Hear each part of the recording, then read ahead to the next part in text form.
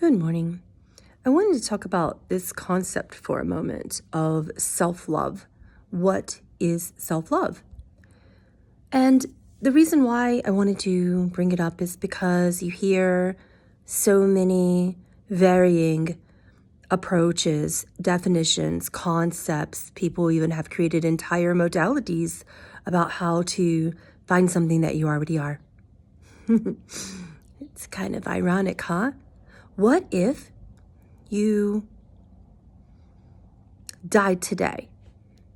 Just roll with me. Yeah, we all know there's no death. Everything is life and everything is a cycle. You all know that in these teachings. However, what if the body just, went kaput today? And that's it. And your whole dream of what happens in the illusory afterlife stands before you, and perhaps you're a Christian, so you believe you meet Jesus, or perhaps you're a Buddhist, so you believe you find Buddha, or perhaps you believe you're going to have a life review, so you have one.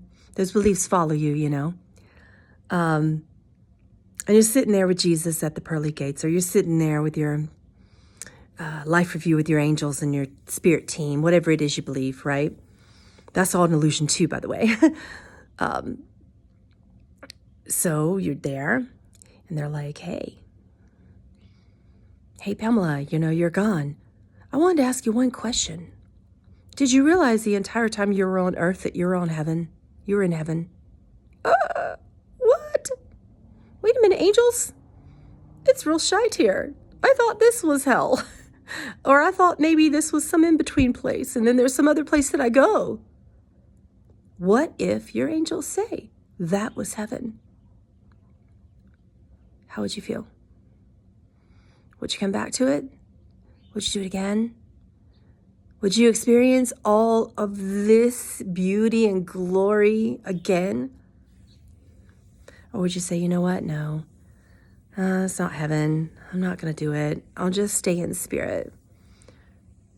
Or you know what? I think I'll punish myself a little bit more because I still feel unworthy and bad about something I did, so I'll create a dream of hell.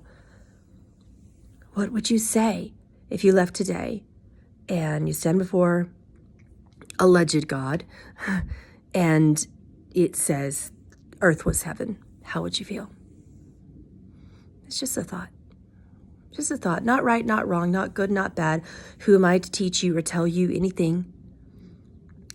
The problem is we think we already know. We are spiritual know-it-alls.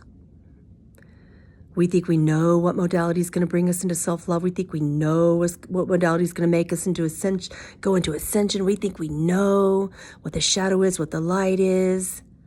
We think we know. That is actually that knowing, that seeking, that striving, like pull out a tool belt and a toolbox and go up into your head and make something feel better.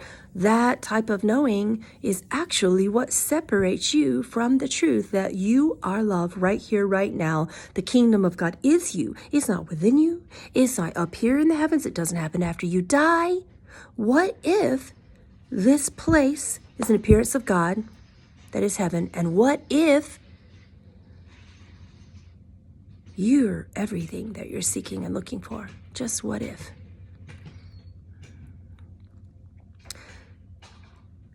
The interesting thing is, when we arise, when form dances and plays, when light begins to pretend that it's separate and that there's something else, hi, Emmy. It creates all these beautiful experiences. And hi, love. She was too busy. What? She was too busy. Your friend was too busy? Uh-huh. Yeah, well, I'm sorry to hear it. That means you have to hang with me. That's fine. It's fine? Yeah, because I love you. I love you too. So, how can I put it this way? So, we're born here and we are born innocent, just completely innocent and full of love. And then Yes. you are, aren't you? You're innocent.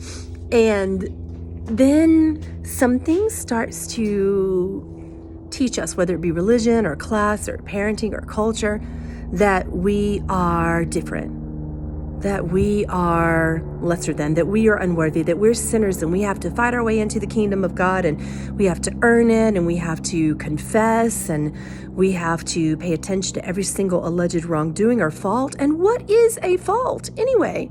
Who told you that anger is wrong, that guilt is wrong, that anything you're doing or thinking or feeling or saying is wrong? Who told you that, right? So we forget that we are that. We forget that we are the everlasting, absolutely impermeable,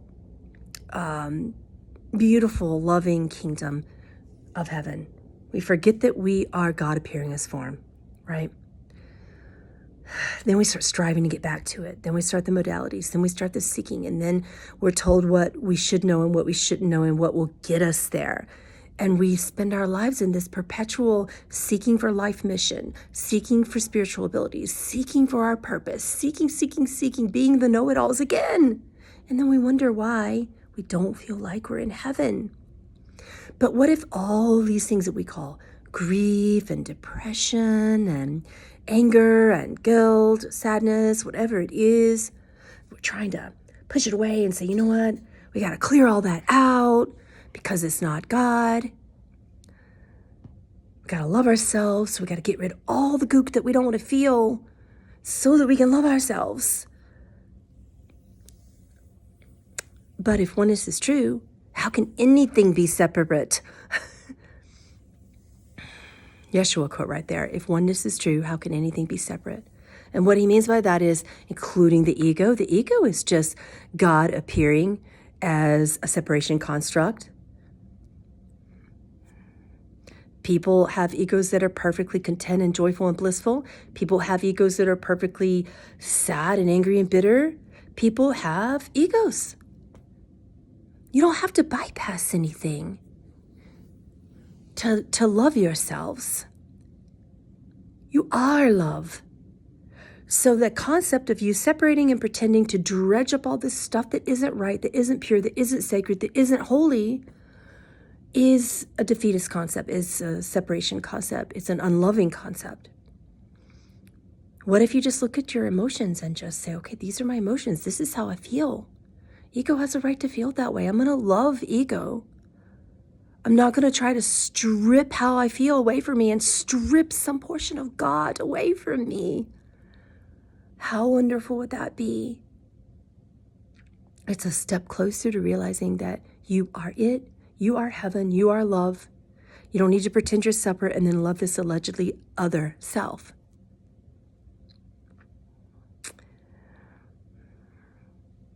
And you may be saying to me right now, well, I don't really buy it. Like I buy that in my heart, my spirit tells me that, but my mind is scrambling and saying, this feels like crap. This feels so bad. And the mind doesn't understand it. Okay, well, the mind is not going to understand it. The mind will not get a grasp or a knowingness about heaven. It just won't. It's that type of knowing that sadness is God, knowing that love is God, knowing that even anger and all of the feelings that you don't want, that you want to get away from, that even the allegedly bad governments and all the things that are going wrong right now are allegedly wrong, right? You can't deny that the actions feel bad, but would you believe that God would create imperfection or something that isn't whole or isn't one? You are everything and nothing simultaneously. It is real and unreal simultaneously. So even all the nihilistic oneness teachings that say it's not real, that's not true either. Sure as fuck feels real, doesn't it? Honor that. Oneness isn't a bypass. Don't bypass God. All of your feelings are real and unreal simultaneously, and perfect and whole simultaneously. And you are it. You are all that you've ever been seeking. So the perfect amount of self-love would be just to say that I am whole. I am complete. Today I'm going to stop seeking to be different or to feel better or to strip out some negative emotion and wash it away with some shadow work. Today I'm going to say that I am whole and well and that God doesn't make mistakes. See you soon.